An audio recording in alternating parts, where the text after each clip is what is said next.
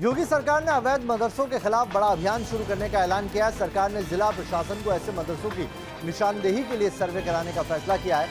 UP सरकार ने UP में सभी गैर सरकारी मदरसों का सर्वे करने का फैसला किया। Uttar Pradesh government is all set to bring the final plan to carry out survey in private madrasas now.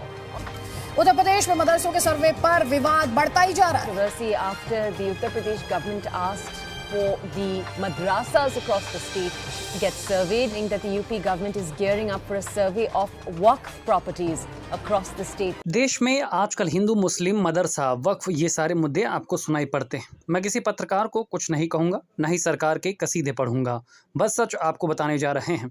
Bharat देश है सभी धर्मों का। आज़ादी के वक्त हिंदू मुस्लिम सिख ईसाई सभी ने मिलकर लड़ाई लड़ी उन गोरे चमड़ी वालों से, क्योंकि जो ज़मीन अपनी वतन अपना लोग सारी चीज़ें जब अपनी तो दूसरों को क्यों दें। बस इसी इरादे ने लोगों को हिम्मत दी और फिर जाकर मिली देश को आज़ादी। तो फिर आज हम आज़ाद हैं, विश्व के सबसे बड़े लोकतांत्रिक देश हैं, तो हम अपनी ज़मीन और अपने बच्चों को दूसरों के भरोसे क्यों छोड़ें। जी हाँ, ताल्लुक ज़मीन और बच्चे का कैसे ये सोच रहे होंगे। परेशान मत होइए, इत्मीनान रखिए, सब पता चलेगा। तमिलनाडु के त्रिची जिले के तिरुचुथुरई गांव में रहने वाले राजगोपाल नाम के व्यक्ति अपनी 1 एकड़ ज़मीन बेचने के लिए रजिस्ट्रार दफ्तर पहुंचे तो उन्हें पता चला कि जिस ज़मीन को बेचने के बारे में वो सोच रहे वो उनकी अब रही ही नहीं, वक्फ की हो चुकी है और अब उसका मालिक तमिलनाडु वक्फ बोर्ड है। बात बढ़ी तो रजिस्ट्रार दफ्तर से पता चला कि तमिलनाडु वक्फ बोर्ड ने राजगोपाल की ज़मीन समेत पूरे गाँव की ज़मीन पर अपना दावा किया हुआ है।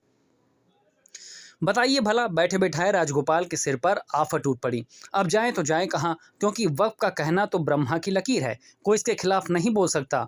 एक सेकुलर देश में एक धार्मिक एक्ट वक्फ एक्ट 1995 लागू है। ये अपने आप में हैरानी की बात है।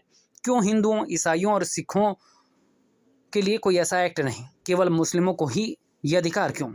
विडंबना देखिए कि साल 1991 में प्लेसेस ऑफ वर्शिप एक्ट बना, जो कहता है कि देश की स्वतंत्रता के समय जो धार्मिक स्थल जिस स्वरूप में था उसे वैसे ही बरकरार रखा जाएगा। वहीं 1995 में वक्फ एक्ट लागू होता है, जो देश भर के वक्फ बोर्ड को यह अधिकार देता है कि वो किसी की भी संपत्ति पर अपना हक जता सकता है और इसके खिलाफ पीड़ित पक्ष देश की किसी अदालत में गुहार तक नहीं लगा सकता। सिर्फ वक्फ की ट्रिब्यूनल कोर्ट में ही जा सकता है, क्योंकि कोई सिविल कोर्ट वक्फ ट्रिब्यूनल कोर्ट के फैसले को बदल नहीं सकती। ये सुनने में ही अजीब लगता है कि एक धर्मनिरपेक्ष देश में ऐसा एक्ट है, जबकि किसी मुस्लिम देश में ऐसा कोई एक्ट नहीं। Turkey, Libya, Egypt, Sudan, Lebanon, Syria, Jordan और इराक जैसे मुस्लिम देशों में भी ना तो कोई वक्फ बोर्ड है, ना ही कोई वक्फ कानून। हमारा मानना है कि भारत में भी वक्फ एक्ट की कोई जगह नहीं होनी चाहिए। सरकार को वक्फ एक्ट को रद्द कर देना चाहिए और सभी धर्मों के लिए एक जैसा एक्ट बनाया जाना चाहिए। और फिर अगर उत्तर प्रदेश सरकार वक्फ सर्वे या मदरसा सर्वे करवा रही तो गोदी मीडिया कहने वाले क्या वाकई फ़र्क दिखाना भूल गए सच और झूठ में? हम ये नहीं कह रहे कि मुस्लिमों को देश से भगा दीजिए, लेकिन मदरसे के सर्वे को छोटा एनआरसी तो मत कहिए। एक मदरसे का ग्राउंड रिपोर्ट देखिए तो आपको भी सच्चाई पता चलेगी। अरबी के टीचर मौलाना अफान साहब। अच्छा।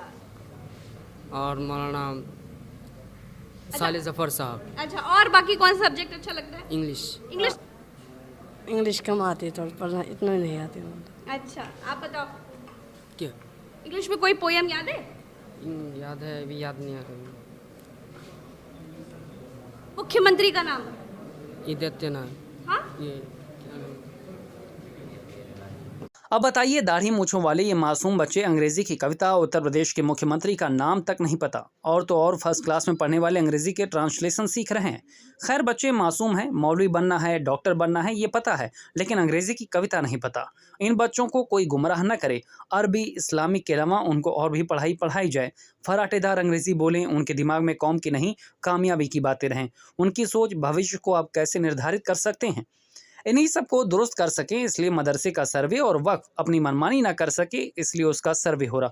सरकार से नफरत हो सकती है, पर अगर काम देश हित में हो तो ज़रूरी नहीं बाल की खाल निकाली जाए। जो देश की सुंदरता है उसे बनाए रखने में ही सबकी भलाई है। अगर आप ये सोच रहे हैं कि भारत हिंदू देश अगर हो जाए तो कोई दंगा फसाद विद्रोह नहीं होगा, तो एक सच से और रूबरू होइए। पूजा करने के लिए हिंदू को नहीं जाने देते हैं। हाँ। दलितों कहाँ जाने देते हैं? हाँ। दलितों की हत्या करते हैं, दलितों को मारते हैं, महिलाओं का शोषण करते हैं। तो हिंदुओं तो करता, मुस्लिम तो नहीं करता है। हाँ। आप किसी मंदिर में जाइए, किसी धर्म स्थल पर जाइए, तो सबसे ज्यादा ये हिंदू करते हैं, हिंदू के साथ वो भी वो जबरदस्ती हिंदू है।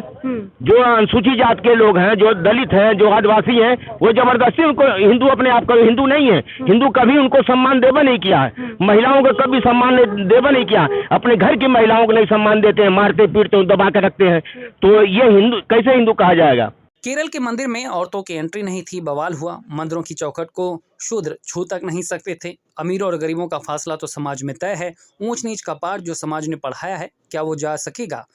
काम तो मानसिकता बदलने की भी है, उस पर भी बुलडोजर चलाने की जरूरत है। इसीलिए जो सही है राष्ट्र के लिए, वो सर्वोपरि सबके लिए होना चाहिए। ना ही नेताओं को अपनी रोटी सेकनी चाहिए और ना ही और लोगों को अपनी दुकान चलाने के लिए गलत बातों को बढ़ावा देना चाहिए।